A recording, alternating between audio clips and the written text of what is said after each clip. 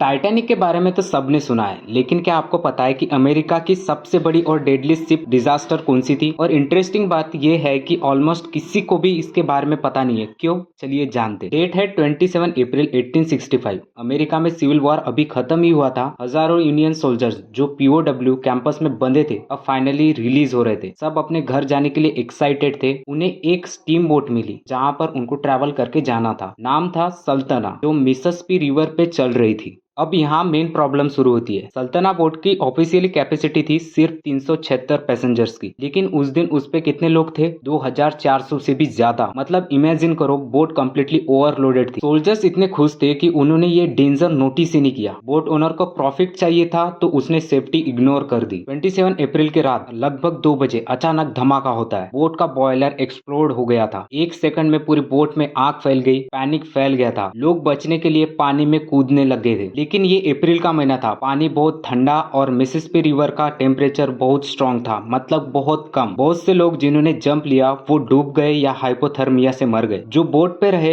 वो आग में जल गए। एक ही रात में 1864 लोग मारे गए। पर्सपेक्टिव के लिए बताता हूँ, टाइटैनिक में 1517 लोग मारे गए थे। मतलब सल्तना में टाइटैनिक से भी ज्यादा डेथ हुई। ये टेक्निकली अमेरिका की वर्स्ट मरू टाइम डिजास्टर है। लेकिन ट्रेजेडी यहाँ खत्म नहीं होती। इसके बिल्कुल सेम टाइम पर क्या हो रहा था अमेरिका में? प्रेसिडेंट अब्राहम लिंकन की असैसिनेशन के बाद उनका किलर जॉन विल्केस बूथ पकड़ा गया था। सारे मीडिया, सारे न्यूज़पेपर सिर्फ यही कवर कर रहे थे। रिजल्ट, सल्तना डिजास्टर कंप्लीटली बरीड हो गई न्यूज में। किसी ने ध्यान नहीं दिया और आज तक 160 साल बाद बेयरली 1% अमेरिकन को इसके बारे में पता है। तो दोस्तों, ये था अमेरिका का सबसे बड़ा शिप डिजास्टर जो हिस्ट्री के पेजेस में खो गया। 1864 सोल्जर्स जो वॉर में बच गए वो घर जाते जाते मर गए और दुनिया ने उन्हें भुला दिया। हिस्ट्री सिर्फ वही याद रखती है जो मीडिया हाईलाइट्स करती है।